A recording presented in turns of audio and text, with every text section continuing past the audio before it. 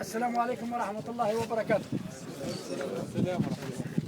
أهلا وسهلا بضيوفنا شبابنا الكرام من كل مكان، من منزل بوزيان، من العمران، من الرقاب، من كل مكان اللي جانا الليلة هذه لاعتصام ضرب الجوع. تحية لكم كاملة. احنا الدولة هذه